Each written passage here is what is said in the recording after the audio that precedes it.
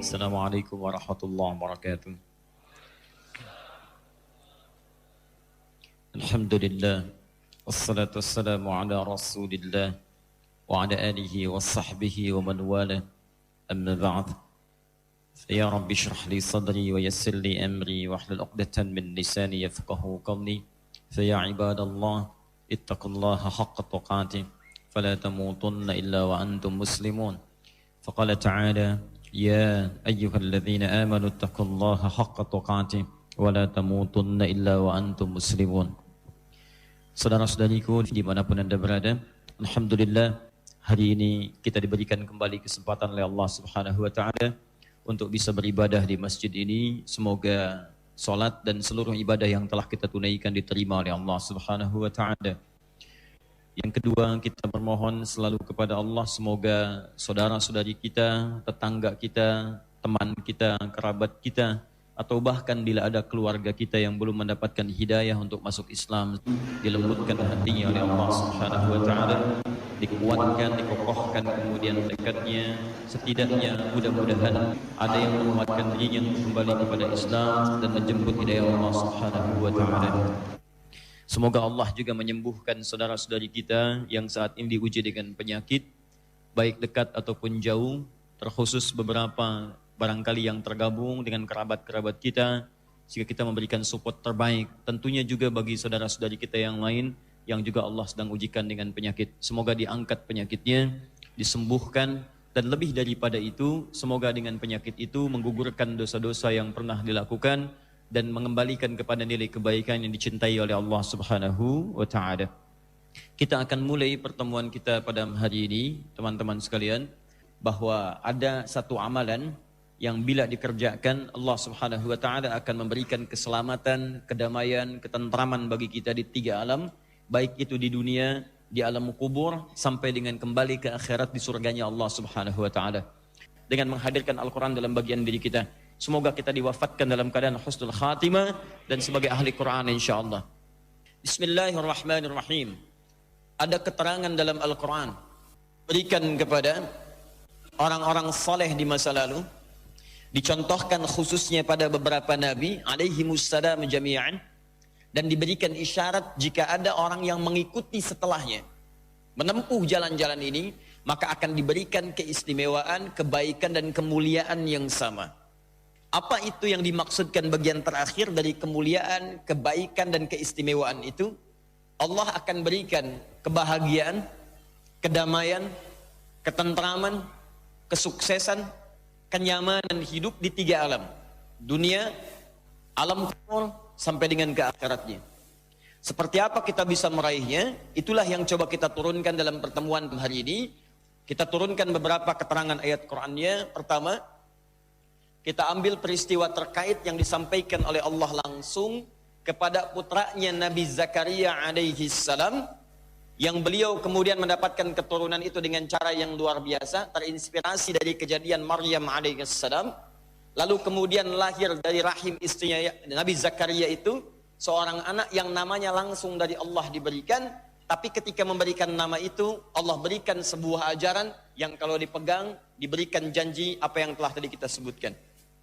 Kita turunkan dulu keterangan namanya dan sekaligus sampai ke janjinya. Quran surah 19 Maryam. Kita ambil dari ayat 11 saja sampai dengan ayat ke-15-nya. Yang paling utama nanti dari 13 sampai 15, tapi saya masukkan ini supaya kita bisa ngambil menyeluruh. Kemudian kita turunkan kebahagiaan itu, satu pada aspek dunianya, kedua alam kuburnya, kemudian ketiga ada yang terkait dengan akhiratnya. Kenapa alasannya kita bahas ini? Karena nanti amalan pertama yang disebutkan di ayat ini adalah keterkaitan dengan interaksi dengan Alkitab.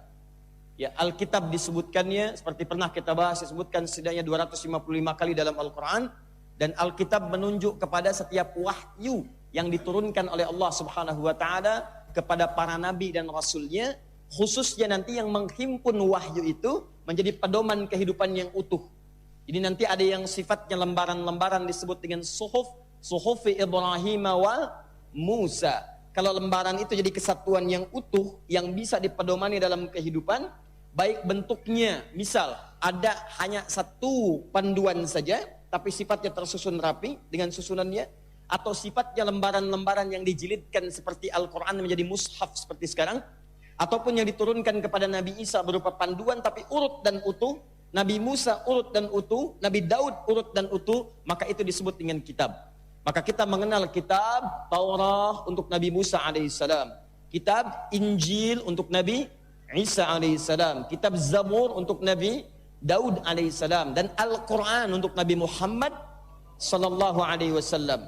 Karena itu teman-teman sekalian, Injil dalam Al-Quran, Taurat dalam Al-Quran juga disebut dengan Al-Kitab. Maka umatnya pun disebut dengan ahli kitab. Ya ahlal kitab, ya ahlal kitab, ya ahlal kitab. Bisa menunjuk kepada umatnya Nabi Musa alaihissalam, bisa menunjuk kepada umatnya Nabi Isa alaihissalam. Juga Alkitab disematkan pada Al-Quran, seperti pernah kita bahas di pertemuan lalu.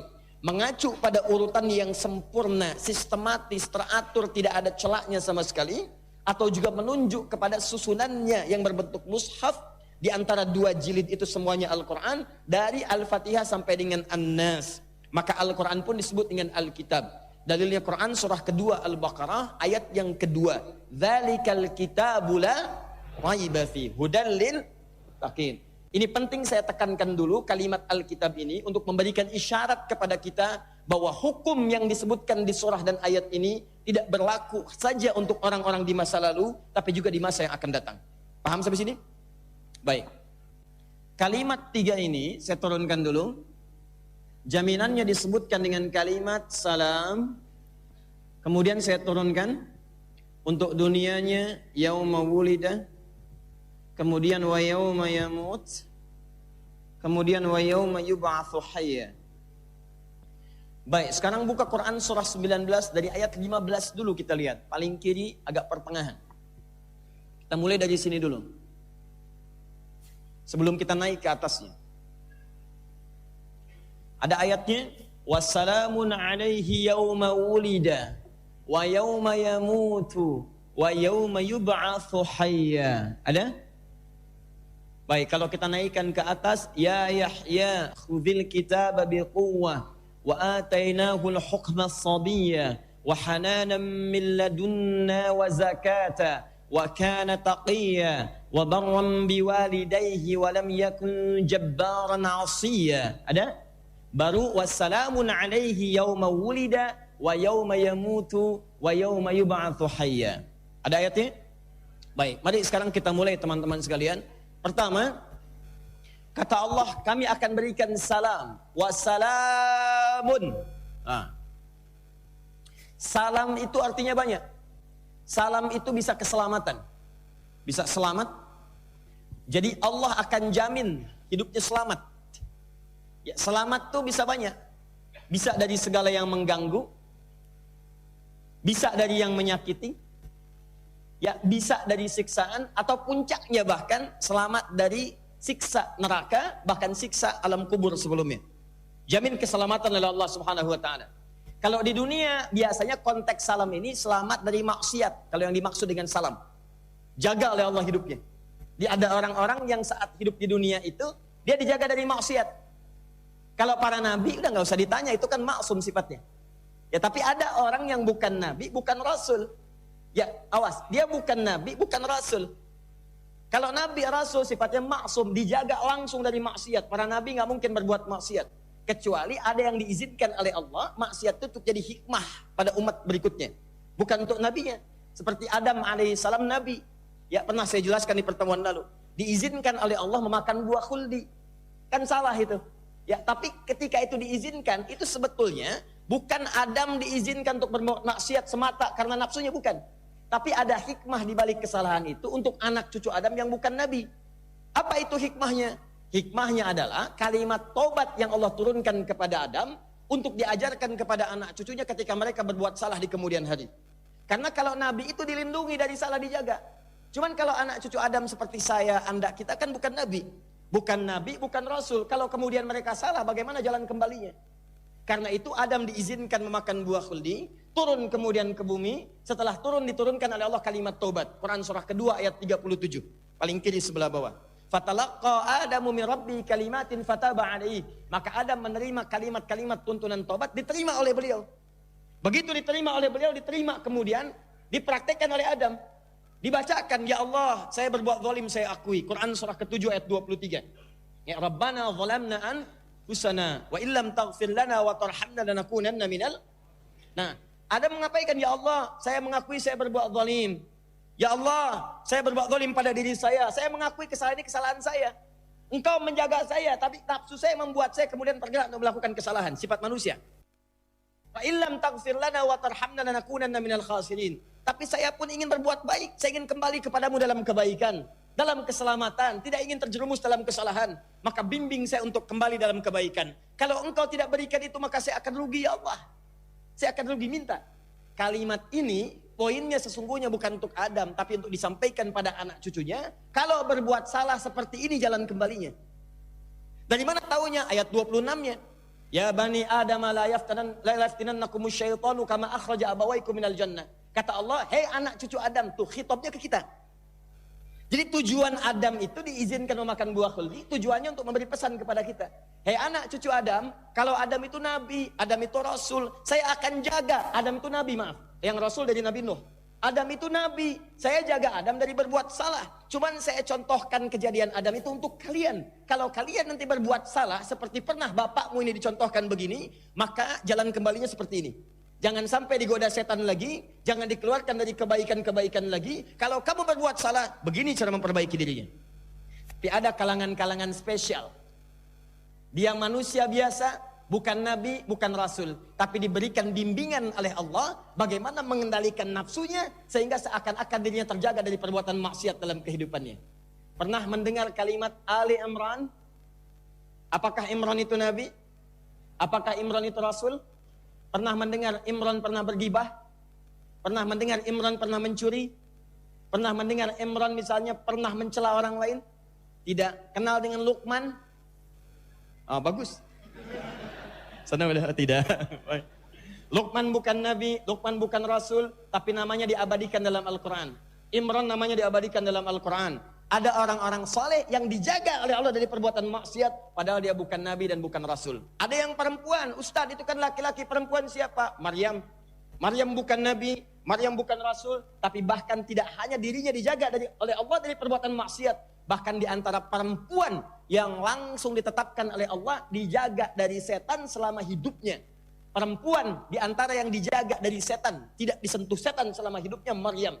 Sampai kembali kepada Allah, rizkinya dijaga oleh Allah, jangan sampai ada yang haram masuk dalam tubuhnya. Langsung Allah yang hadirkan rizkinya kepadanya. Maryam sampai muncul surahnya, surah ke-19.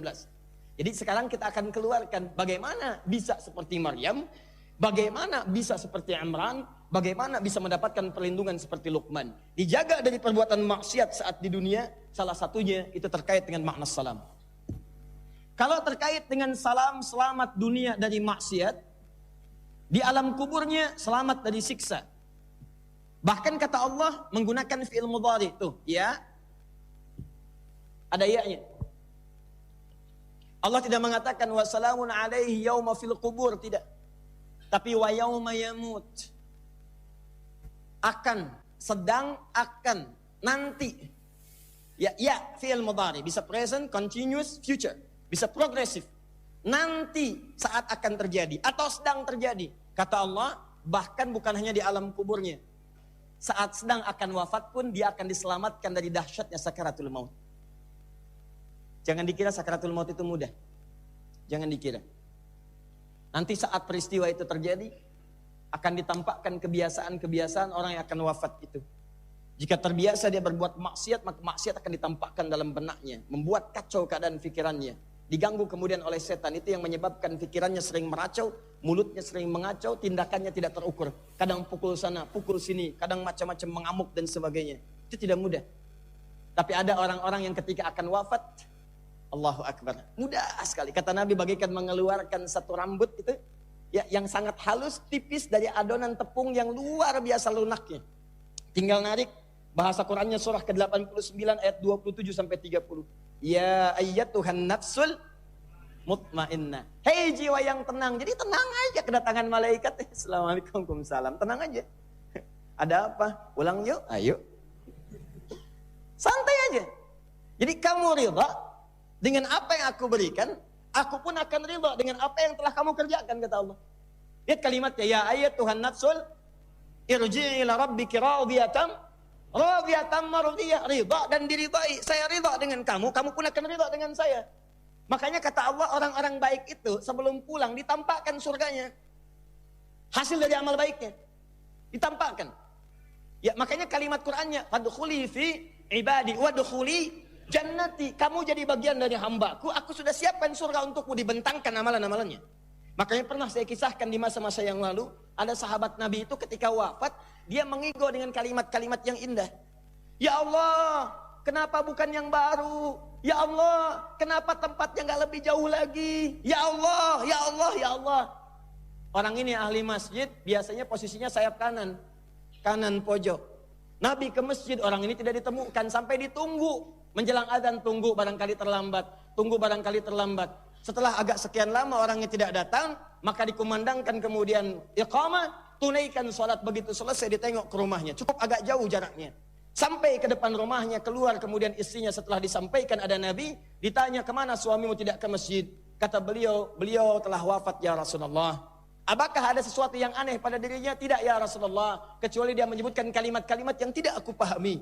Apa kalimatnya? Dia mengatakan, ya Allah, kenapa nggak lebih jauh lagi tempatnya? Ya Allah, kenapa bukan yang baru ya Allah? Kata Nabi, berbahagialah dia. Tahukah engkau ketika dia mengatakan, ya Allah, kenapa nggak lebih jauh lagi? Dia terbiasa ke masjid. Dia berjalan kaki untuk ke masjid. Ketika di sakaratul maut ditampakkan oleh Allah pahala berjalan kaki ke masjidnya. Di setiap telapaknya itu ada pahalanya. Tapak pahala. Bahkan sampai ke masjid 25 kebaikan. Jarak satu keduanya 500 tahun. Dua ketiganya 500 tahun. Sampai ke 25-nya itu baru datang. Di begitu baru datang dapat 25. Di hadis Muslim. Kalau pengen lihat nanti saat mau sakaratul maut tuh. Ya, nanti kelihatan. Wah. Nah dia merasa, ya Allah kok kenapa nggak lebih jauh lagi? Kalau lebih jauh lagi pasti lebih indah daripada yang ditampakkan sekarang. Lebih banyak pahalanya. Nah tiba-tiba di musim dingin itu dia berjalan, dia temukan seseorang yang sedang kedinginan. Dia buka pakaian luarnya, dia pakaikan pada orang itu, dia berangkat dengan pakaian di dalamnya. Nah yang luar itu yang lama, yang dalam yang baru. Begitu ditampakkan pahala kebaikannya, dia sadar, ya Allah kalau saya berikan yang baru, pahalanya lebih banyak lagi. Ya Allah kenapa bukan yang baru pada saat itu ya Allah. Maksudnya menyesali dirinya. Tuh lihat. Orang dikasih pahala surga, ada menyesali, ingin kembali kepada keadaan amalnya supaya bisa memperbaiki dirinya. Tapi tidak mungkin terjadi. Apalagi sudah masuk ke alam kubur. Fa asaddaqa wa aqum minas shalihin. Beri saya kesempatan ya Allah. Di akhirat nih. Saya pengen balik, walau sedetik saya akan perbaiki apa yang telah saya lakukan selama hidup saya.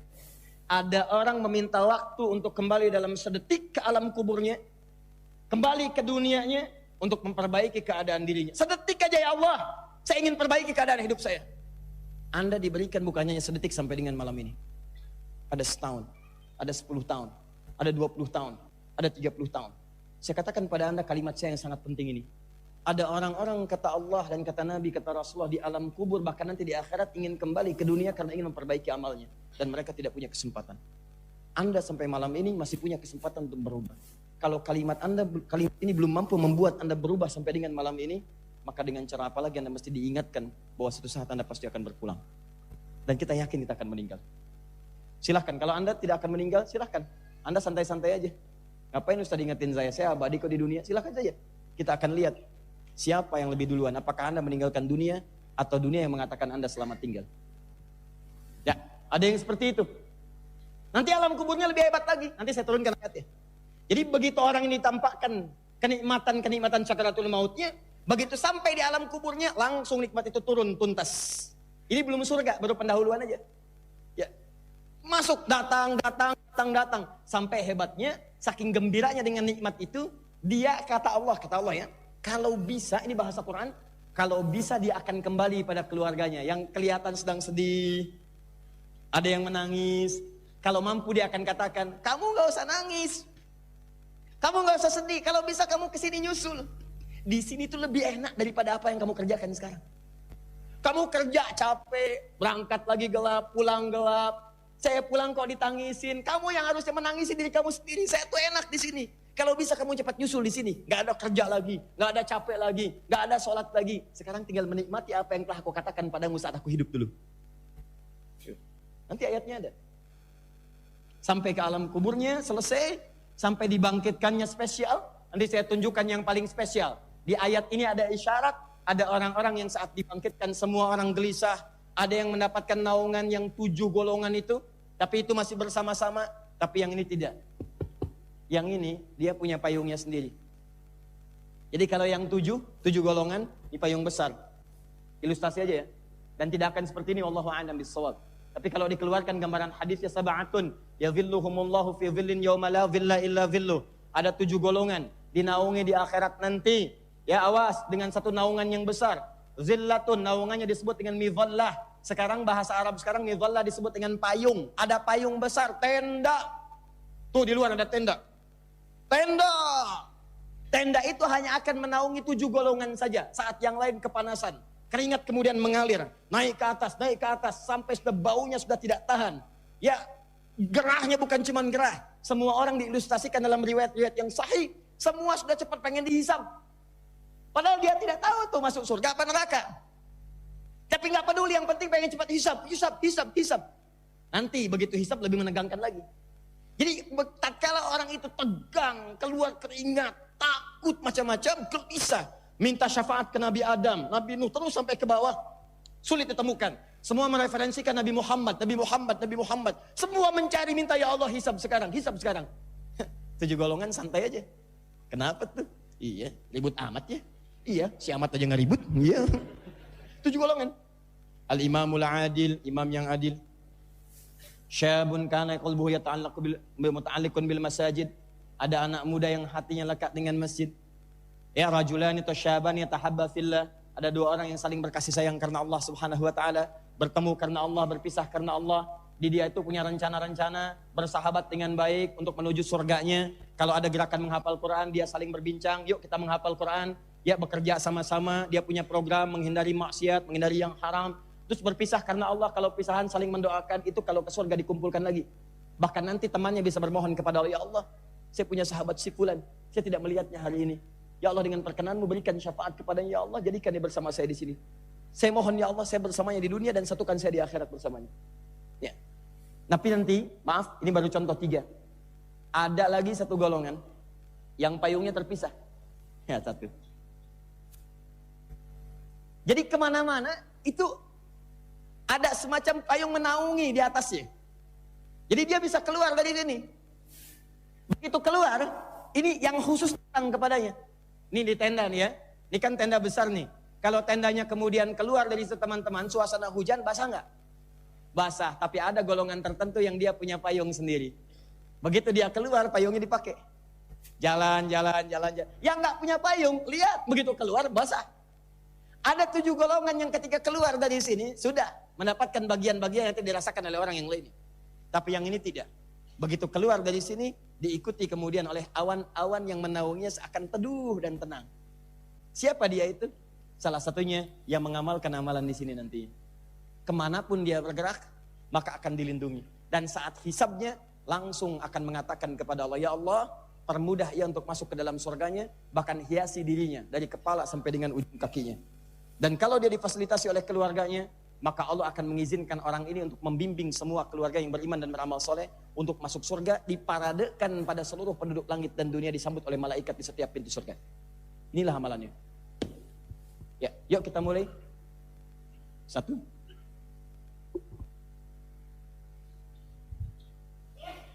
Yarhamukallah. Oh iya, sebentar. Yang tadi itu wa yauma yub'atsu hayya. Dan di akhirat dibangkitkan, ilustrasinya dibangkitkan dia dalam keadaan hayya itu hidup. Maksud hidup itu, jadi semua tubuhnya itu mengekspresikan kebahagiaan. Anda tahu kalau mahasiswa itu setelah berjuang kuliah, kan? S1, kerjain tugas, berangkat lagi, habis ospek, keluar lagi, Allah. Ya bekerja untuk belajarnya, ada yang sambil kerja, ada yang tidur di masjid, ada yang sistem kebut sehari semalam, kan? SKS ya, sistem kebut semalam, kita kebut sehari, sistem kebut sejam, ada tuh. Ambil catatan teman, belajar lagi semua, kan? Baik. Yang paling indah kan saat wisuda. Ya kan? Begitu namanya disebutkan, bahagia. Dikasih bunga, ibunya digandeng tangan kanan, bapaknya tangan kiri gitu kan. Karena belum ada yang digandeng dalam hidupnya gitu kan, kanan dan kiri. Terus tampil dia ke atas panggung, diberikan sertifikat ijazah, begitu sudah keluar, dia lompat gembira kan. Ayo fotonya ekspresinya yang bagus, sambil dia lompat, bunganya dia lompat. Kemudian dia tertawa. Nah, itu yang disebutkan yang yub'atsu hayya, bangkit bergerak dalam keadaan meloncat bahagia. Ada orang-orang yang saat di akhirat, saking gembiranya dengan pemberian Allah Subhanahu wa taala, dia bukan cuma bahagia menerima kitab di tangannya, tapi dia bisa masuk surga dengan sangat luar biasa. Seakan-akan kalau digambarkan dia jingkrak kegirangan, ini yang Allah janjikan saya dapatkan. Kamu mana? Itu persoalannya. Karena orang-orang yang menertawakan perjuangannya saat di dunia, ada yang menertawakannya. Ya, begitu dia lewat, ditertawakan. Satu saat kata Allah, saya akan jadikan terbalik. Kamu yang akan membuat mereka menangis, kamu akan tertawakan mereka semua. Dan saat di dunia, itu pun akan dibalik. Bahkan sejak di dunia, Anda lahir dalam keadaan menangis, mereka tertawa. Tapi saat pulang, Anda tertawa, mereka yang menangisi kepergian Anda. Dan di akhirat, Anda tertawa gembira sampai seluruh tubuh Anda merasakan kebahagiaan itu. Wa yauma yub'atsu hayya. Siapakah orang ini? Orang ini adalah Anda. Jika Anda memang ingin menjadi bagian darinya. Karena informasi ini diturunkan bukan untuk menjadi kisah yang disampaikan menjadi harapan, tapi untuk dibuktikan dan diperjuangkan sejak kita ingin kembali kepada Allah sampai wafat dan kembali kepadanya dalam yaumul hisab. Jelas di sini? Ya, amalan pertama. Ini saya teruskan dulu sebentar ya. Sebelum ke yang pertama ya, sini dulu ya. Selamat, bahagia, saya sebutkan saja turunannya. Sukses, tenang, damai, semua makna-makna kebaikan. Salam itu selamat, bahagia, sukses, tenang, damai. Bingkainya disebut dengan Islam. Amalannya disebut dengan silmi, as-silm. Hasilnya disebut dengan salam. Ya, ini bingkainya dari aslama yuslimu islaman. Ini amalannya di sini. Ini kemudian hasil yang diraihnya disebut dengan salam. Jadi ada Islam, ada silmi, ada salam. Islam itu frame-nya, bingkainya dalam bahasa Al-Quran disebut dengan din. Ya, dinnya Islam. Inna dina indallahil Islam. Quran surah ke-3 ayat 19. Kalau sudah masuk ke sini, ingin mendapatkan hasil ini, maka kerjakan tuntunannya disebut dengan silmi. Ya, kalau sudah masuk Islam, dia beriman. Disebut dengan orang beriman, alladzina amanu. Maka turun Quran surah kedua ayat 208. Ya ayyuhalladzina amanu dukhulu fis-silmi Quran surah kedua ayat 208. Kalau sudah mengerjakan silmi dengan benar, maka dia masuk ke dalam salam. Ini Quran surah 19 ayat ke-15. Ya, salamnya didapatkan. Islam, silmi, salam. Ada semua anugerah ini diberikan seorang mendapatkan salam sejak dia hidup, maksudnya di dunia. Dilahir. Ya, sejak dilahirkan itu namanya wulida, yang dilahirkan. Yang melahirkan disebut walidah. Jadi perempuan yang baru melahirkan disebut walidah namanya. Laki-lakinya, suaminya disebut dengan maulud lahu, yang baru punya anak. Jadi maulud lahu, walidah, walad, anak yang dilahirkan, wulida, baru dilahirkan. Di ada anak baru lahir sampai wafat, dijaga oleh Allah, mendapatkan semua anugerah ini. Ibunya disebut walidah, bapaknya maulud lahu. Di mana ayatnya Ustaz? Quran surah kedua ayat 233. Paling kanan sebelah bawah. Wal walidatu yurdi'na auladahunna haulaini kamilaini liman arada an yutimma radha'ah wa 'alal mauludi lahu. Ibu yang baru melahirkan namanya walidah. Bapaknya maulud lahu. Anaknya walad, dilahirkannya wulida. Orang baru lahir sampai dengan hidup terus sampai mau wafat. Lihat fasenya. Baru lahir, tumbuh, berkembang, akan wafat alam kubur sampai ke akhirat. Mendapatkan ini semua. Dunia dijaga dari maksiat, bukan tidak dapat ujian. Ada ujiannya, cuma dimudahkan oleh Allah, dijaga dari perbuatan salah sampai pulang kepada Allah Subhanahu wa taala. Kemudian alam kuburnya nyaman, ininya nyaman. Nah, ini anugerahnya, bingkainya disebut dengan Islam. Salam hasilnya, bingkainya Islam. Dari akar kata yang sama, sin, lam, mim, salima, yaslamu. Tambah hamzah jadi bingkai, aslama, yuslimu. Salam hasilnya, silmi itu ajaran atau hasil yang diraih itu ditempuh lewat apa? Tuntunannya, ajarannya, panduannya disebut dengan silmi. Maka ini bingkainya disebut dengan Islam, ya, komponennya disebut dengan ad-din. Maka turun Quran surah ketiga ayat 19 mengatakan innad dina indallahil Islam. Ajarannya disebut dengan silmi, Quran surah kedua ayat 208. Ya ayyuhalladzina amanu dukhulu fis silmi kafah. Hai orang-orang beriman yang telah masuk ke dalam Islam, bingkai Islam. Tunaikan semua pedoman-pedoman dalam Islam itu. Tuntunan-tuntunan dalam Islam. Apa saja? Banyak nanti. Di hadis Muslim nomor hadis yang ke-8. Setelah syahadat itu ada salat. Setelah salat ada zakat. Setelah zakat ada puasa, ada umrah, ada haji, dan tuntunan yang lain-lainnya. Kemudian setelah itu, kalau engkau lakukan itu dengan baik, maka engkau akan mendapatkan salam. Nah, yang paling menarik, ini diberikan oleh Allah, diturunkan sejak manusia pertama, sampai bergenerasi setelahnya, sampai ke Rasul pertama namanya Nabi Nuh alaihissalam, sampai ke Nabi Muhammad sallallahu alaihi wasallam, menerima risalah yang sama, yang Allah turunkan kepada para nabi, para rasul, sehingga menyampaikan pada umatnya disebut dengan risalah. Orang yang menyampaikan disebut dengan rasul, isinya disebut dengan wahyu. Saya berikan wahyu, auhaitu. Kami berikan wahyu, auhaina. Kami berikan wahyu, kalau ada na di Quran menunjukkan pada keagungan. Wahyu itu agung, pedoman itu agung, karena dengan itu manusia berubah akan jadi baik dan mendapatkan nilai-nilai kemuliaan di 3 alam tadi.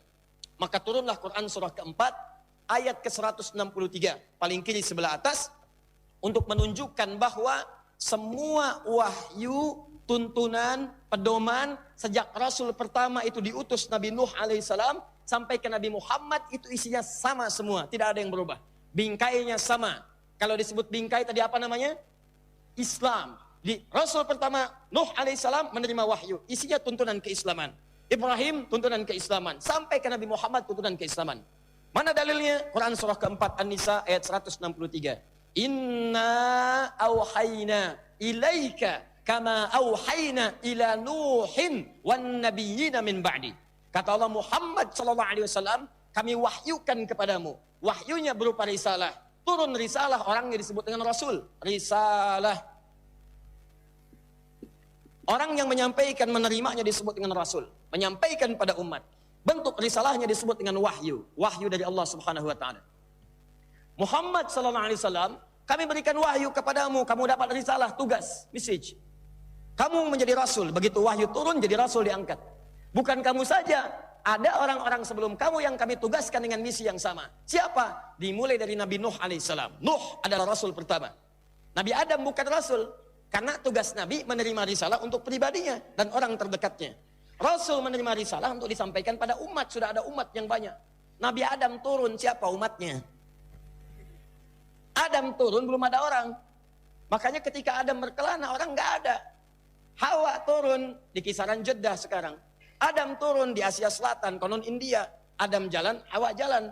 Bertemu kemudian di satu titik disebut dengan Arafat sekarang. Arafat itu sesuatu yang diketahui. Dari jauh kelihatan, oh itu kayaknya saya kenal. Oh iya, saya pun kayaknya kenal dari jauh. Memang kenal karena di bumi cuma 2 orang waktu itu. Gak ada yang lain. Ya. Jadi udah kelihatan dari jauh tuh. Gerakannya, keadaannya. Karena kan udah lama di surga. Tahu dua-duanya.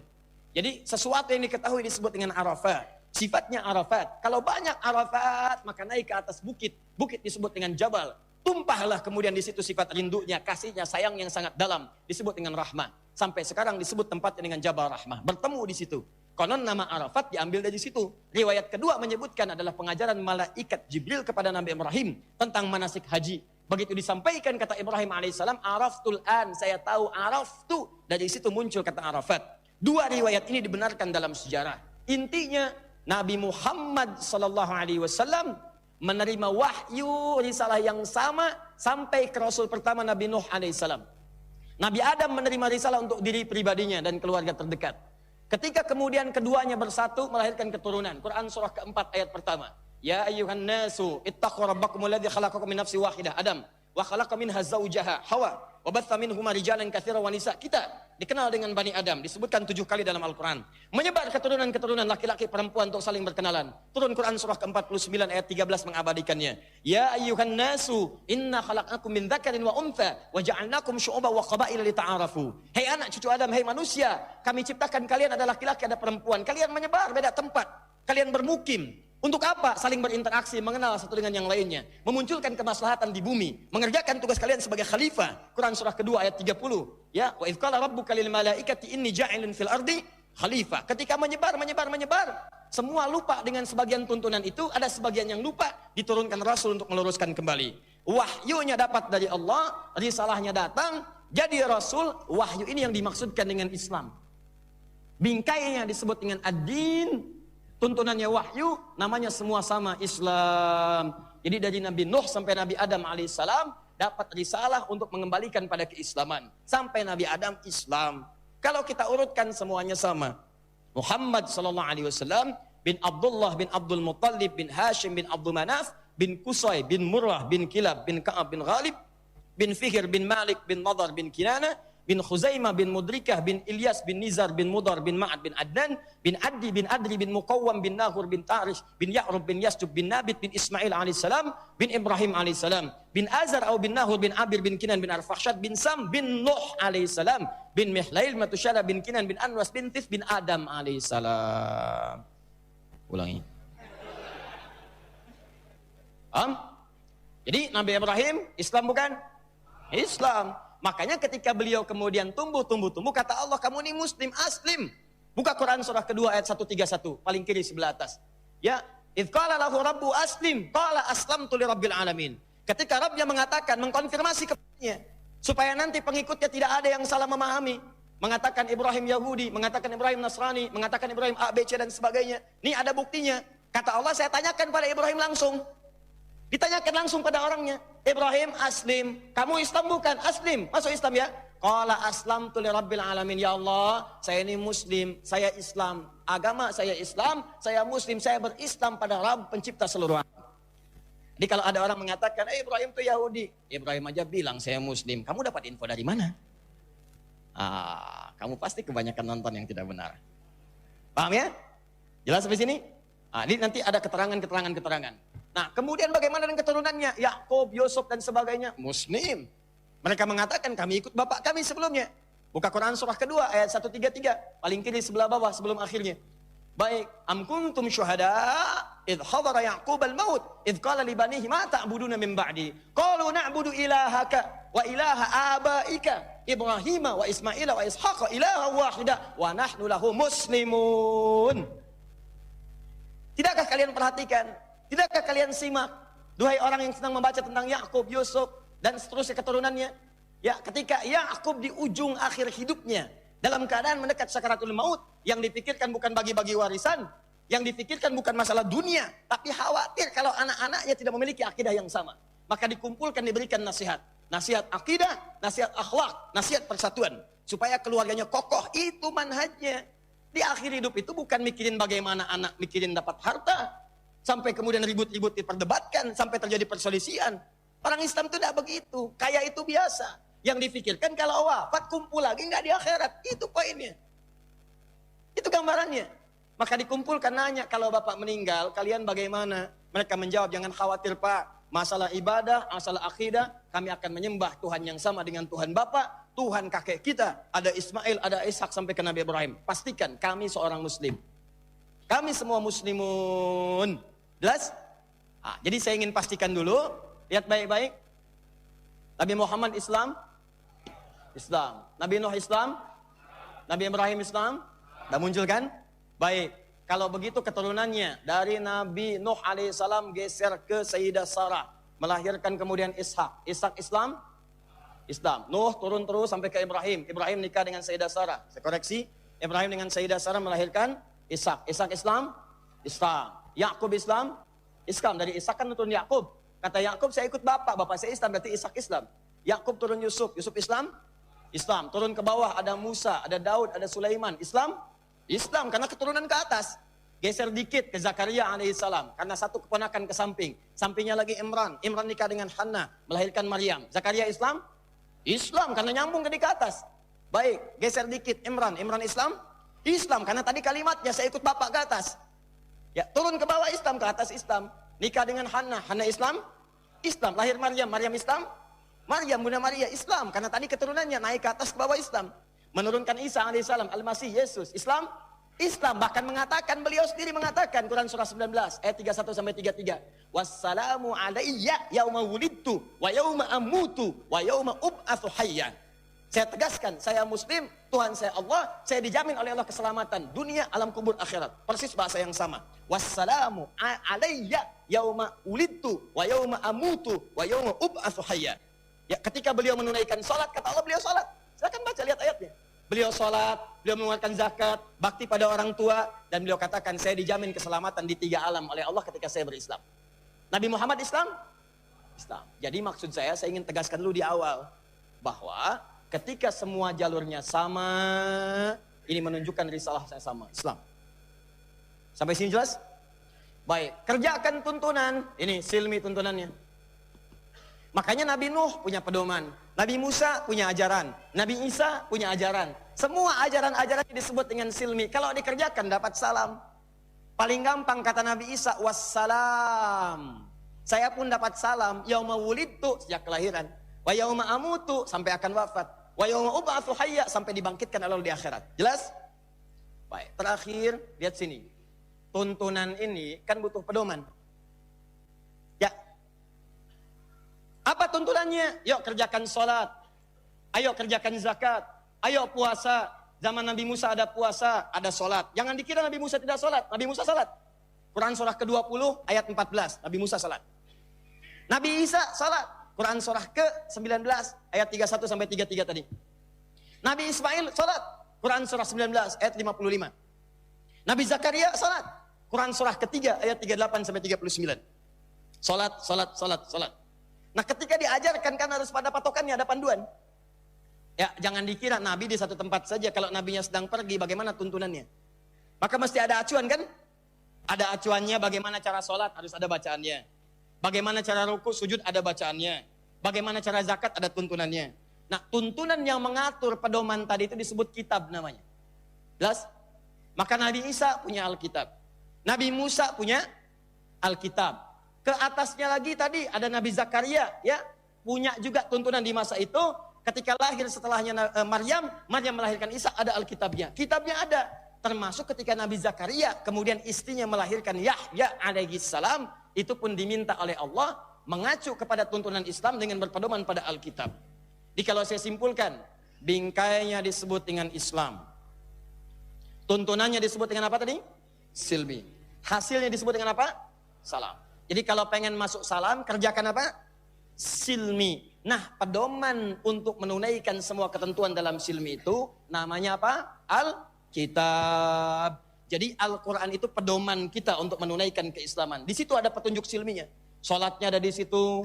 Maaf, tuntunan zakat ada di situ. Haji ada di situ. Tuntunan hidup ada di situ. Semua tuntunan yang teratur, sistematis disebut dengan Alkitab. Jadi kalau Nabi Muhammad ada Alkitab tidak? Ada. Namanya apa? Al-Quran. Nabi Isa ada Alkitab tidak? Ada. Namanya apa? Injil. Nabi Musa ada Alkitab? Namanya apa? Taurat. Nabi Daud ada Alkitab? Namanya apa? Zabur. Jadi Alkitab itu nama umum, pedoman, tuntunan yang rapi, sistematis untuk menunaikan tuntunan dalam Islam untuk mendapatkan salam tadi yang dijanjikan. Paham? Nah sekarang zaman Nabi Yahya alaihi salam, ketika terlahir kemudian ada perintah dari Allah kepada kedua orang tuanya Nabi Zakaria, bahkan langsung kepada anak yang baru dilahirkan itu, tumbuh dia, kata Allah, berpeganglah pada pedoman itu. Tapi yang paling menarik, tidak langsung disebutkan kitabnya. Kalau Nabi Isa kan Injil gitu kan, Nabi Musa Taurat, gitu kan? Nabi Daud apa? Zabur. Taurat disebutkan, Injil disebutkan, tapi ketika menyebutkan kemudian pedoman di masa Nabi Yahya itu, bukan kitabnya langsung disebutkan namanya apa, tapi disebutkan nama umumnya, Alkitab. Yuk bukan naik ke atasnya. Ya Yahya, khudhil kitaba biquwwah. Lihat sini. Ya Yahya. Kan? Lihat isyaratnya. Fokus. Khudhil kitaba biquwwah. Khudhil kitab. Ini. Biquwwah. Setelah ini diambil, langsung dapat bonus. 1. Wa atainahul hukma sabiyya. 2. Wa hananan min ladunna. 3. Wa zakata. 4. wa kana taqiyya. 5 wa barran biwalidayhi. 6 wa lam yakun jabbaran 'asiyya. Masya Allah, ini bonusnya. 7 ini pemberian yang tadi disebutkan. Ayat 15-nya. Wassalamun alaihi. 1 yauma wulida. 2 wa yauma yamutu. 3 wa yauma yub'atsu hayya. Masya Allah. Perhatikan sini, saya ingatkan lagi. Semua nabi sampai dengan ke atasnya agamanya apa? Islam dinnya. Tuntunannya apa? Silmi. Pedomannya apa? Kitab. Baik, yang didapatkan apa? Salam. Untuk mendapatkan salam, mesti menunaikan silmi. Untuk mengetahui di silmi itu ada tuntunan apa, maka buka Alkitab. Alkitab itu tuntunan itu, isi tuntunan pedomannya. Nama spesifiknya disesuaikan dengan nabi-nabi yang membawanya. Kalau Nabi Isa berarti Injil. Kalau Nabi Musa berarti Taurat. Kalau Nabi Daud berarti Zabur. Kalau Nabi Muhammad berarti Al-Quran. Sesuaikan dengan setiap zamannya, tapi tuntunan pedomannya disebut dengan Alkitab namanya. Jelas? Nah, maka perhatikan baik-baik sini. Fokus Nabi Yahya ketika kemudian terlahir dari rahim ibundanya yang mustahil menurut medis bisa melahirkan. Saya sudah kisahkan, dan kisah ini jangan sampai dilupakan. Ya Yahya, hei Yahya. Lihat-lihat baik-baik. Ini kalimat ditujukan pada Nabi Yahya alaihissalam. Sifatnya langsung. Ya Yahya ke Yahya. Jadi kalau kita lihat asbabnya ayat ini turun ingin mengisahkan tentang kejadian yang disampaikan pada Nabi Yahya. Sebabnya Allah memerintahkan pada Yahya alaihissalam. Sebabnya. Tapi kalimat yang disampaikan lewat sebab itu sifatnya umum. Persis seperti pembahasan masa lalu. Yang sakit Nabi Ayub. Tapi ketika dikabulkan doa, isyaratnya umum. Yang kena musibah, Nabi Yunus, ada persoalan serius. Tapi ketika diselamatkan, sifatnya umum. Najaina wa kadzalika nunjil mu'minin. Kami selamatkan kemudian Yunus, kami selamatkan orang-orang beriman yang melakukan amalan yang sama seperti Yunus. Yang sakit Nabi Ayub, kami sembuhkan Ayub. Kami berikan tanda kepada orang yang sakit setelah Ayub. Kalau mengamalkan seperti ini, maka kami akan sembuhkan pula. Wa dzikra lil abidin. Ini yang mengalami Nabi Yahya, tapi kalimatnya umum. Maka muncullah kaidah dalam ilmu tafsir disebut dengan al-ibratu bi umumil lafzi la bi khususis sababi. Hukum itu, hikmah itu, kesimpulan itu jangan dilihat kepada sebabnya dikhususkan, tapi lihat keumuman konteksnya. Kalau kalimatnya umum berarti bukan hanya dikhususkan pada orang itu, tapi juga mencakup semua orang yang mengamalkan amalan yang sama. Bagaimana cara mendapatkan itu umum atau khusus? Lihat konteks kalimatnya. Lihat. Ya Yahya, Nabi Yahya, khudil kitab. Saya tanya, kalau Alkitab itu nama umum, nama khusus? Umum. Umum. Umum. Kalau khusus, tadi yang saya sebutkan. Injil, Taurat, Al-Quran, khusus? Khusus. Ketika mau disebut umum jadi apa? Alkitab, wahyu yang turun secara sistematis, komprehensif dan sebagainya. Kalimat ini umum. Allah turunkan isyarat pada saat itu untuk Nabi Yahya langsung. Tapi kalimat ini menunjukkan isyarat bagi seluruh hamba-hamba Allah di masa-masa setelahnya. Jadi kalau setiap orang mau berpedoman mengambil tuntunan Alkitab, masa Nabi Yahya, Nabi Isa, sebelumnya Nabi Musa dan lain ke atasnya, nama spesifiknya beda-beda. Ambil, lakukan, cepat, tunaikan. Maka engkau akan mendapatkan jaminan salam yang tadi telah disampaikan. Masa Nabi Muhammad SAW yang dimaksud Alkitab ini adalah Al-Quran. Dari mana taunya? Karena Al-Quran disebut dengan Alkitab. Quran surah kedua, ayat kedua. Dzalikal kitabula. Langsung ke Nabi Yahya isyaratnya Allah mengatakan, Ya Yahya, hei Yahya, khudil kitab. Khud ini menunjukkan sebuah makna penekanan untuk mendapatkan dengan cepat. Perhatikan kalimatnya. Penekanan untuk mendapatkan dengan cepat sesuatu yang penting yang harus diraih. Jadi kalau Anda punya peluang misal, ya sedang ikutan tender kalau bisnis, atau melihat peluang misalnya, sedang tawaf tiba-tiba, Masya Allah, ini kejadian jarang banget gitu kan. Tiba-tiba itu Hajar Aswad itu kosong. Kosong tuh bukan gak ada orang gitu kan. Misalnya 3-4 orang di situ gitu kan. Nah itu Anda ada peluangnya tuh di situ. Maka ketika peluang itu ada cepat ambil. Jelas ya? Sama, ini kan hukumnya begitu. Dalam dagang ada peluang ambil. Ya. Dalam agama ada peluang ambil. Jadi makanya di Quran sering ada tijarah, niaga. Kata Allah, kamu ini aneh. Urusan dunia yang sementara dikejar-kejar. Keuntungan akhirat gak pernah dikejar. Coba Anda deh sekarang ya. Kalau abis ini nih, misal, ini jam 9 nih, ada taklim di masjid lain, Al-Azhar Kalimalang, buka taklim, jam 9 dimulai. Setiap yang datang dapat 1 juta rupiah. Misal, setiap yang datang 1 juta. Pertanyaan saya, Anda kejar nggak peluangnya? Kejar. Tuh, Anda pun tega meninggalkan saya di sini. Jadi sekarang saya tahu sebenarnya Anda datang ke sini itu kelihatan saya. Kejar gitu kan? Itu. Jadi begitu infonya nyampe, beredar broadcastnya. Oh 1 juta, iya. Salah dia udah panas, deck yang nggak ada gitu kan. Oh datang, ngantri-ngantri, udah langsung teratur pelan-pelan. Angkat tangan, Wah, kejar. Dunia Anda kejar. Ada peluang pekerjaan, kejar. Ada peluang materi, kejar. Kenapa akhirat yang ada peluang surga Anda di situ nggak Anda kejar? Bukankah tengah malam itu ada peluang untuk menjemput surga dengan tahajud? Bukankah ketika Anda tahajud ada surga yang telah Allah siapkan di taman surga dengan segala keindahannya? Bukankah ketika menjelang subuh waktu sahar ada ampunan dosa diberikan? Ada pengabulan dari doa yang dipanjatkan? Ada semua doa yang dimintakan langsung dikabulkan? Bukankah istighfar Anda akan memberikan apa yang Anda harapkan seketika Allah kabulkan pada saat itu? Kenapa tidak Anda kejar? Bukankah 2 rakaat sebelum subuh Allah akan berikan lebih daripada dunia dan seisinya? Bukankah duha itu menghilangkan dari musibah yang kita akan hadapi di hari itu? Bukankah sedekah melipat gandakan apa yang kita telah dapatkan? Kenapa tidak Anda kejar? Anda ketinggalan handphone di masjid, Anda balik lagi, handphone 3315. Dan nyampe ujung sana, balik lagi. Anda ketinggalan sunnah, kenapa nggak Anda kejar lagi ke sini? Coba lihat teman-teman. Doa Anda yang merindukan surga. Jangan cuma dirindukan, karena semua orang pun merindukannya. Surga itu tidak dimasuki dengan kerinduan. Surga hanya bisa dimasuki dengan amal saleh dan keimanan. Itu poinnya. Jadi saya mau sampaikan kepada Anda, bila ada sesuatu yang harus kemudian Anda cepat kejar, Anda dapatkan, jangan ambil peluangnya, langsung ambil. Kalau perlu Anda paling duluan, maka kalimat cepatnya dalam bahasa Arab, khudh, cepat. Contoh. Zakat itu, zakat. Itu dalam bahasa pengertiannya, satu, sesuatu yang menyucikan, bersih. Yang kedua, an-numu, sesuatu yang bertambah. Jadi kalau Anda zakat itu bukan kehilangan, tambah minimal 10 kali lipat dari yang apa yang Anda keluarkan.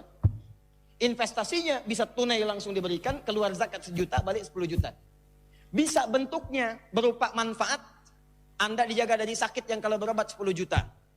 Anda tiba-tiba dapat proyek 10 juta nilainya. Anda tiba-tiba dapat bingkisan 10 juta nilainya. Dihitung, kalau Anda nggak percaya silahkan. Begitu Anda keluarkan, akan ada episode bagian kehidupan Anda yang kembali kepada Anda nominalnya persis 10 kali lipat dari apa yang Anda keluarkan. Bentuknya bisa macam-macam, tidak hanya bentuk nominal langsung 10 juta, bisa badi berupa aktiva yang Anda dapatkan manfaatnya. Jelas? Makanya ketika ada peluang zakat, kalimat Qur'annya menggunakan khudh. Kan cepat tuh. Coba deh ya, kalau ada gini nih, Anda kasih 100 ribu sekarang, langsung balik 1 juta. Begitu ada informasi begitu, siapa yang sekarang memberikan 100 ribu, balik 1 juta. Anda berikan gak seketika? Berikan. Kalaupun Anda dapatkan infonya, teman Anda belum dapat, Anda gak akan bagi infonya. Anda minjem duit. Boleh minjem gak 100 ribu? Buat apa? Rahasia. Begitu dapat, Anda langsung berikan. Kenapa? Anda ingin kejar peluangnya. Makanya ketika Allah turunkan kalimat dengan menggunakan kata zakat, zakat itu bukan mengurangi, tapi menyucikan dan menambah. At-taharatu wan numu. Karena itu ketika zakat diturunkan, ada peluang Anda berzakat. Kalimat Qur'annya menggunakan kata khudh. Buka Quran surah 9 ayat 103. Ya, apa kalimatnya? Lihat baik-baik. Kalimatnya apa yang digunakan oleh Quran? Khudh min amwalikum sadaqah. Tutahhiruhum wa tuzakkihim biha. Khudh min amwalikum. Ambil dari harta kalian itu. Sedekah, sedekah itu maksudnya zakat. Disebutkan nilai kebaikannya. Sedekah itu sesuatu yang baik. Membuktikan keimanan, meyakinkan pada diri kita, begitu kita yakin akan dapat suatu tambahan, disebutkan langsung. Khudh min amwalikum, ambil pakai khudh. Cepat. Dapatkan. Tarik. Cepat ambil peluangnya. Nah, sama persis ketika Allah menyebutkan kalimat khudh dalam zakat. Khudh. Ambil cepat. Maka ini memberikan isyarat di zakat itu ada kebaikan-kebaikan. Jadi kalau sudah ada waktunya berzakat, gak usah tunda, cepat keluarkan. Kalau perlu Anda yang teman Anda tahu harus berzakat, kata Allah, kalau Anda tahu teman Anda berzakat, dia belum ingat, cepat jangankan diingatkan, kalau bisa, cepat ambil dari diserahkan kepada yang berhak. Ambil serahkan. Kenapa? Supaya dia tidak kehilangan, supaya dia tidak kehilangan peluang-peluang kebaikan yang telah disiapkan itu. Sama persis kalimatnya menggunakan khudh untuk Alkitab. Seakan Allah ingin mengatakan begini, Yahya, di Alkitab itu banyak peluang kebaikan. Di situ ada pedoman keselamatan.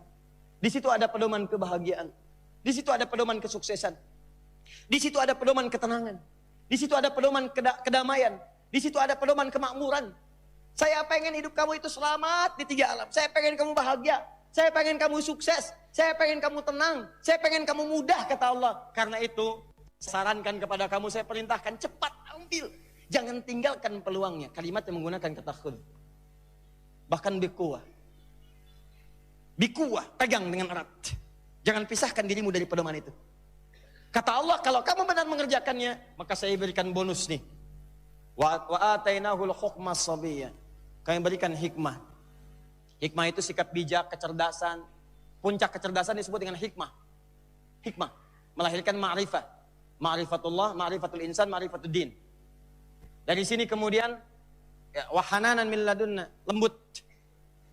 Kelembutan. Orang itu lembut, enak. Kemana-mana tuh ingin dirindukan oleh orang lain. Berjumpa orang lain senang. Berpisah rasanya sedih. Pengen segera jumpa kembali. Hanan. Nabi disebut dengan Hanan. Ya Hanana, ya Hanana. Masya Allah. Nih, Hanan. Wa zakata. Bersih, suci. Di orang ini tuh menarik tuh. Begitu dekat dengan Alkitab, keadaan hatinya bersih. Suci gitu, enak. Gak ada yang kotor, pikirannya bersih, gitu kan? Wa taqiyya, takwa. Kebaikannya meningkat. Takwa itu 2 cirinya. Meningkat kebaikan, maksiat ditekan. Jadi kalau orang sudah takwa itu, kebaikannya meningkat. Rajin sholatnya, rajin sedekah, rajin senyumnya, rajin kebaikannya, semua. Dan yang jeleknya turun. Jadi setiap ada lawan yang baik, yang jeleknya turun. Kalau jujurnya naik, berarti dustanya turun. Kalau sabarnya naik, berarti marahnya turun. Di semakin tinggi takwanya, maka yang baiknya naik, yang jeleknya turun. Wa kana taqiyya. Takwa sifatnya orangnya disebut dengan taqi. Taqi. Ya, jamaknya disebut dengan muttaqin. Kalau seorang disebut dengan taqi. Wah, luar biasa. Anda punya Hanan, Anda punya taqi. Disambungkan Hanan at-taqi. Nah, misal ya. Misal, contoh, Dian. Baik. Saya juga pengen Ustadz, boleh. Karena Anda baru mencoba disebut dengan talaki. Misalnya Asep at-talaki. Nah, boleh. Barwan biwalidayhi. Jadi cirinya yang kedua, percuma kalau orang ini baik, maaf, sopan pada orang, jujur pada orang, orangnya sabar, kalimatnya lembut, tapi pada orang tuanya tidak memberikan manfaat. Apa manfaat kamu untuk dirimu, kata Allah? Gak ada nilainya di sisi Allah. Karena ridha Allah diturunkan diantaranya pada ridha kedua orang tua. Maka sifat yang selanjutnya, barwan biwalidayhi. Ciri yang hebat bagi orang yang dekat dengan Alkitab, dia akan berbakti pada kedua orang tuanya. Mustahil mengkhianati. Kemudian yang paling indah, walam yakun jabbaran asiyya. Lam yakun jabbar, dia tidak akan pernah merasa hebat. Jadi gini, walaupun tawadu, ibadah banyak, gak merasa menang sendiri. Gak hebat sendiri, gak merasa yang paling hebat, gak merasa yang paling tangguh, gak merasa yang paling alim, gak merasa yang paling benar sendiri, tidak ada. Jadi begitu dekat dengan kebaikan, Abu Bakar itu, bukan Nabi, bukan Rasul, dekat dengan Rasul, ibadah maksimal. Begitu takbir, langsung gemetaran tangannya, keluar air mata menangis. Allahu Akbar, nangis. Diminta jadi imam saat Nabi kesulitan untuk menjadi imam karena sakitnya itu. Kata Abu Bakar As-Siddiq, jangan saya Rasulullah. Saya takut kalau saya mimpin sholat jadi nggak khusyuk orang-orang sholatnya. Kata Nabi, kamu jangan ya Rasulullah. Duhai adinda, berkata kepada anaknya Sayyidah Aisyah, katakan pada Nabi SAW, jangan saya. Ya Rasulullah, jangan Abu Bakar begini, ayah saya begini. Kata Nabi, kalian ini seperti Yusuf dan saudaranya. Maksudnya banyak alasan-alasannya. Udah, kamu jadi imam. Kenapa rahasianya? Abu Bakar orang yang paling merasakan nilai-nilai kedekatan dengan Allah. Sifatnya baik. Di antara kebaikannya adalah merasakan begitu takbir Allahu Akbar. Beliau meyakini hanya Allah yang paling agung, tidak ada yang lain. Dirinya rendah. Dunia hilang semua. Hanya Allah yang paling agung, buang urusan dunia ke belakang. Nah, beliau itu takut. Begitu takbir, merasa takut kalau sedang bertakbir itu, ada sedikit perasaan agung dalam dirinya. Sampai merasakan takut orang menilai dirinya yang paling khusyuk. Paling bagus dibanding orang lain. Di selevel Abu Bakar, sahabat Nabi, dekat dengan Nabi, mertua Nabi, menemani Nabi hijrah ke Madinah, hidup menemani Nabi, berjuang dengan harta dan dirinya, sampai wafat dikubur di samping Nabi SAW. Saat takbir pun merasa kalimat yang rendah di hadapan Allah. Takut orang mengira beliau yang paling khusyuk. Ini gambaran tingkat yang paling tinggi. Kalau sudah dekat dengan Allah, melaksanakan tuntunan dari Alkitab, maka tidak ada sifat jabbar. Jabbar itu merasa hebat, merasa paling soleh, merasa paling hebat, merasa paling benar, merasa paling macam-macam. Yang lain keliru, yang lain kurang, yang lain salah semua. Puncaknya yang ini neraka, yang ini surga. Kemana? Tali musadadi, bid'ah, neraka. Wow. Yang ini aja udah pasti jelas surganya. Itu pasti ada persoalan. Pasti ada masalah. Walaupun kita tidak harus menyikapi dengan hal yang sama. Kalau dibalas dengan cara yang sama berarti Anda tidak ada bedanya. Ya, didoakan. Dan jangan paksakan. Terangkan kebaikan, mau diikuti alhamdulillah, tidak pun jangan dipaksa. Itu yang paling indah. Dan kita doakan dalam kebaikan, tidak usah dibalas celaan-celaan yang hadir pada diri kita. Tidak ada yang bebas dari celaan. Allah dicela, dicela oleh orang kafir. Malaikat dicela, Rasul dicela, Nabi dicela, sahabat dicela, tabi'in dicela, imam dicela. Masya Allah, silakan cek. Anda siapa? Allah bukan, malaikat bukan, Rasul bukan, Nabi bukan. Coba lihat, sahabat bukan, tabi'in bukan, imam bukan, makmum kadang-kadang, dan nggak pengen dicela. Anda siapa? Ya, paham? Ya, dan tidak bermaksiat. Kesimpulannya, ketika Yahya mendekat kepada tuntunan pedoman Alkitab, dipegang dengan kuat, maka Allah anugerahkan sifat semua ini. Puncaknya, diberikan salam di semua alam yang ia lalui. Tapi kalimat paling hebatnya, Allah memberikan isyarat pada kita semua.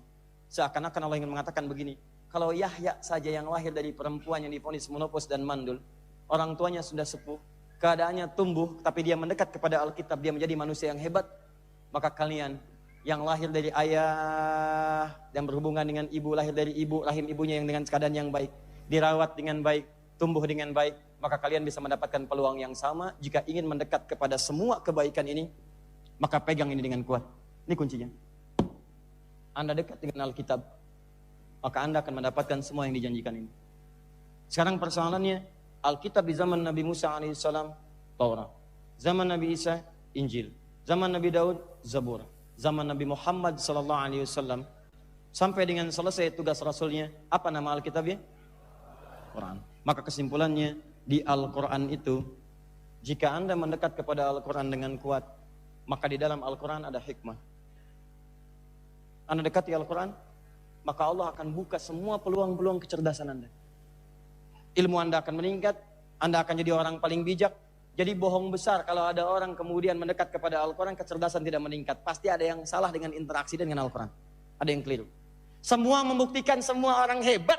Sejak di zaman Nabi, Nabi punya sahabat kurang lebih 120.000 orang. Semua orang yang mendekat pada Nabi mengamalkan isi Al-Quran, jadi hebat semua. Dari 120.000 itu, Nabi berhasil melahirkan 2.000 pemimpin. 38 panglima. Satu panglima namanya Khalid bin Walid menaklukkan Persia. Satu orang tuh. Merintahkan begini. Anda bayangkan 30.000 lawan ratusan ribu. Orang mengatakan mustahil, ketawa-ketawa Persianya. Tapi Khalid tuh enak aja, ngatur sini, ngatur sana. Pecah ini, pecah itu. Sampai menang. Berkata prajuritnya, Anda bisa begini, tahu dari mana seperti taktiknya? Ini tempat main saya katanya. Ada malah Nabi tempat main saya. Baik. Anda bayangkan. Tapi Nabi yang melatihnya seperti apa? Gini. Yang paling hebat, nih, ketika berhasil menaklukkan Persia, dibuka kemudian dengan nilai-nilai kebaikan datang, tiba-tiba pembesar Persia datang membawa racun. Apa itu kata Khalid? Ini racun yang paling hebat. Kenapa engkau bawa? Karena saya sudah bertekad kalau kalah, saya minum racun ini. Supaya saya pun merasakan kematian yang sama dengan rakyat saya. Gak ada manfaatnya. Sini, kasih saya. Bahasa kita begitu.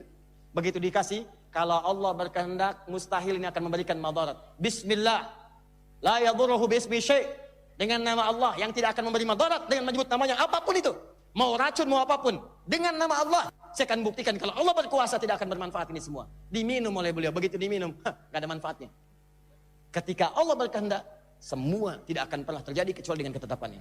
Maka apa pendapat tadi pembesar Persia tadi, dia mengatakan, kalau satu orang ini datang ke tempat manapun, maka tidak akan bisa yang mengalahkannya.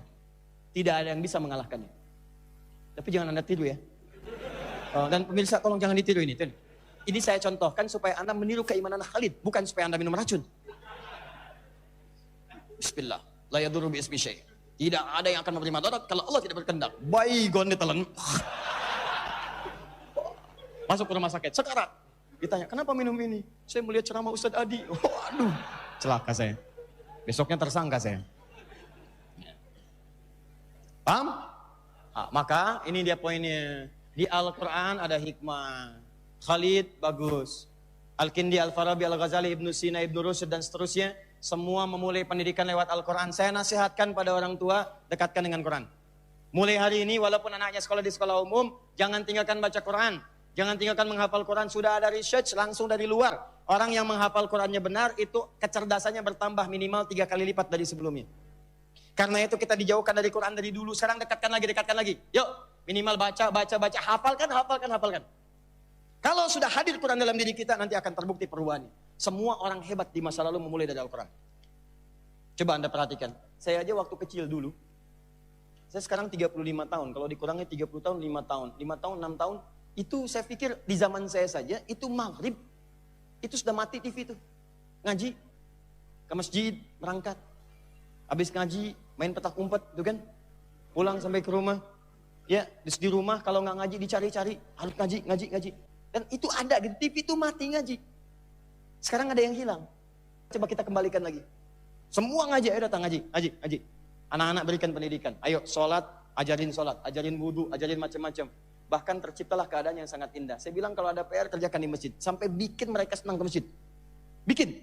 Kalau bisa yang diingat mereka di luar itu masjid. Sampai yang paling bahagia ada cerita dari orang tua. Ustadz waktu liburan, ternyata anak itu mengatakan kapan ke masjid lagi. Itu yang paling ditunggu. Ya kalau sudah ada suara anak-anak itu sudah enak. Mereka belajar, hebat. Habis selesai sampai jam 8:30 di sini tuh main bola. Sendal kita diambilinnya di gawang gitu kan. Selalu begitu. Ya, nih zakat udah bersih. Jadi kalau orang dekat dengan Quran hatinya bersih. Jadi kalau ada orang maaf sekali, Anda rajin baca Quran, belajar Quran, ngaji di tempat Quran. Ya, manhajnya Quran, belajar dengan Quran, penjelasannya sunnah, tapi hatinya nggak bersih. Ada yang salah pasti. Atau Anda belajar dengan saya, belajar, tapi hati Anda kotor. Maka saya salah mengajarkan Anda. Anda cari guru lain yang mengajarkan Anda dengan cara yang baik. Orang yang belajar dari Quran pasti akan berdampak pada kebaikan dirinya. Kalau hati ini bersih, alhamdulillah. Hati ini bersih, nggak ada kotorannya. Maka dari hati ini akan ditembuskan gelombang-gelombang kebaikan. Ke mata senang melihat yang baik aja. Karena di dalamnya itu nggak ada pulsa kotoran. Pulsanya nggak ada, isinya nggak ada. Jadi karena yang kotor nggak ada, cuman yang baik-baik. Begitu keluar ke mulut bicaranya yang baik. Ke telinga dengar yang baik. Itu yang disebutkan. Jadi kalau sudah seperti itu, harusnya ahli Quran itu jadi baik. Coba lihat ya, orang paling buruk namanya jahiliyah. Pencela paling hebat ada di situ. Orang mabuk paling hebat ada di situ. Orang begal paling hebat ada di situ. Pezina paling hebat ada di situ.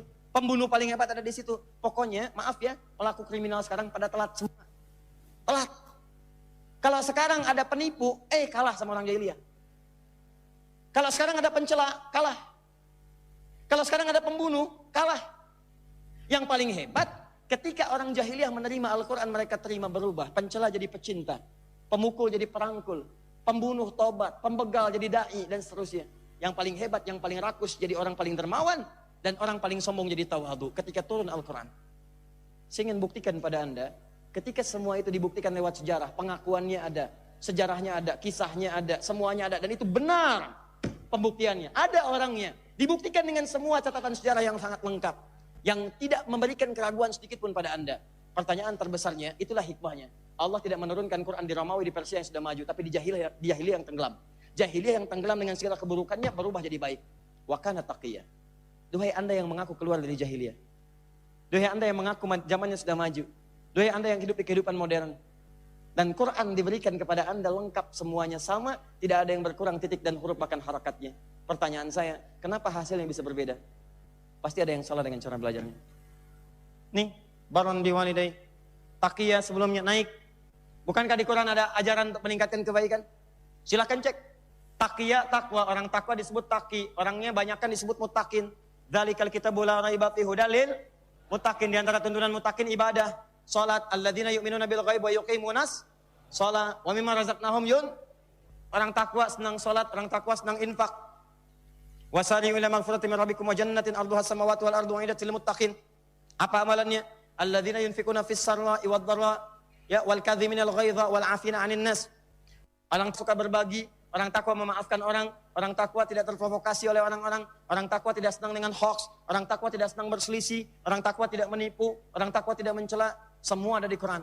Jadi cukup Anda mengamalkan isi Quran, jadi orang paling mulia Anda. Jadi kalau Anda terus baca Quran tiap hari, tapi keluarnya itu tidak dikeluarkan tuntunannya, ini masalahnya. Saya tuh mau tanya, ini orang sekarang baca Qurannya seperti apa sih? Orang dulu baca Quran itu berubah jadi takwa, jadi mencela, jadi mencinta. Ini yang dikejarnya apa? Mungkin masalahnya di sini, orang dulu menjadikan bagaimana tadi kan kita sepakat. Salam hasilnya, silmi kemudian ajarannya, Islam bingkainya, kitab pedomannya. Jadi itu bukan sekedar bacaan, dibaca itu supaya paham isinya. Setelah paham isi diamalkan. Kata Quran la yasfar, jangan mencela, pahami, setelah paham jangan amalkan, jangan cela orang. Kata Quran jangan berbohong, wailul lil mukadzibin. Pahami, amalkan, jangan dusta. Di kantor jangan dusta, di rumah tangga jangan dusta, di kehidupan sosial jangan dusta. Kata Quran jangan mencuri, pahami, amalkan, praktekan. Jangan mencuri, korupsi bagian dari pencurian, penipuan bagian dari itu. Kata Quran jangan menyakiti, jangan lukai, jangan saling berbunuhan. Amalkan, ada amalan, turunkan. Kata Quran jangan berzina, selingkuh bagian dari zina. Pornografi bagian dari zina, porno aksi bagian dari zina. Amalkan, tenang kehidupan. Demi Allah saya katakan begitu diamalkan semuanya. Indah Indonesia ini. Dan kita membantu banyak hal. Negara kita tuh akan tenang, demi Allah tenang. Polisi tuh enak banget kerjanya. Masya Allah. Enggak. Demi Allah saya katakan di jalan rapi. Enggak ada lagi jangkrik. Jangkrik bos, enggak ada. Rapi. Enggak ada sembunyi di balik pohon tiba-tiba gitu ya. Enggak ada muncul. Karena semua rapi. Bagus. Dan sebagainya. Anda di polisi kan banyak yang baik-baik juga jujur. Tapi kadang-kadang ketidakbaikan muncul karena dipancing ada stimulus dari orang-orang sekitarannya. Siapa orang-orang yang masyarakat juga. Ini kadang-kadang suka salah di jalan tuh dari jauh ngambil bau yang seharusnya nggak boleh. Polisi menunaikan tugas dari jauh udah kelihatan. Dagdikduk perasaan cinta tidak karuan muncul. Kan bergetar hati itu karena dua hal. Satu karena perasaan sedang ada rasa cinta, yang kedua ketemu polisi di kejauhan. Dan di jalan. Datang, prit, minggir dulu, ditanya. Pertanyaan kan sederhana, SIM mana? Nanya, SIM dikeluarkan 100.000. Itu kan pertanyaan yang benar, jawaban yang salah. Nanya, SIM jawab dengan SIM. Nanya STNK, jawab dengan STNK. Nanya apa ngapa ngambil bahu. Pak lebih baik saya ngambil bahu, bisa sandaran daripada punggung. Misalnya begini, bisa kan?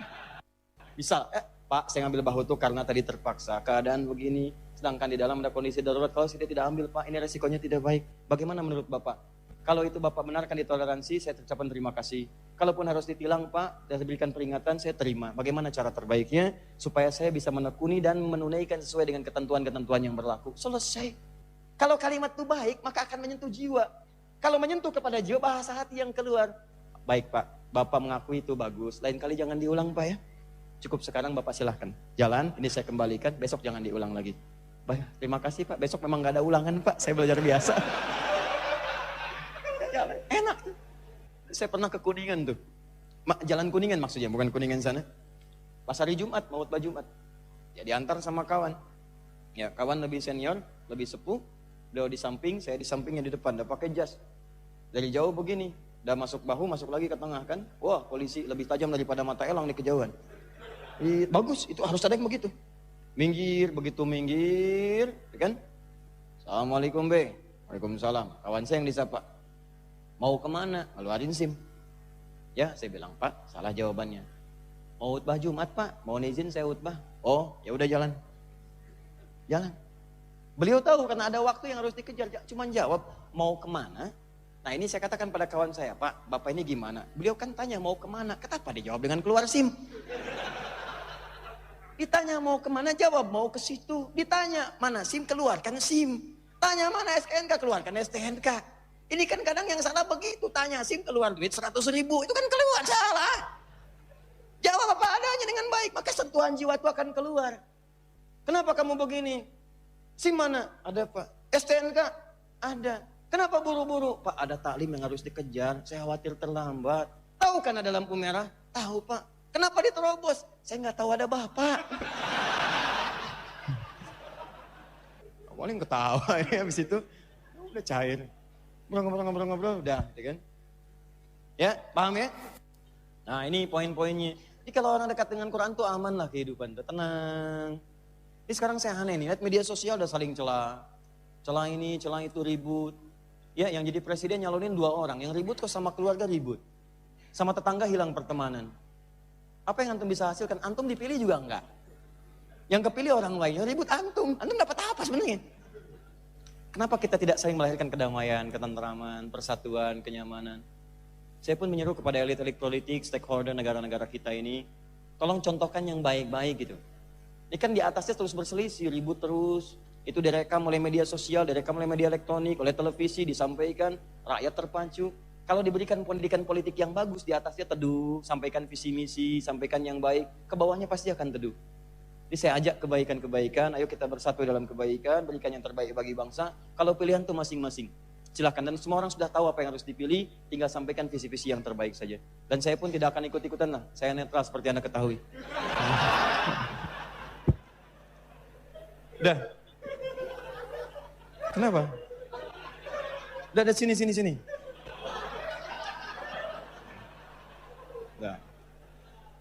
Udah. Paham ya?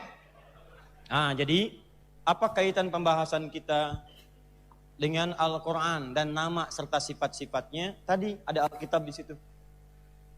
Kemarin ada rahmat dengan segala keindahan, kemuliaan, keistimewaannya.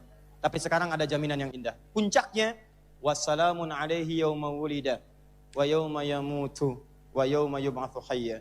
Kalau orang bisa mengamalkan Al-Quran dengan benar, maka kata Allah, saya jamin hidupnya itu akan bahagia dunia. Anda tolong cek ya. Semua orang ahli Quran di zaman Nabi.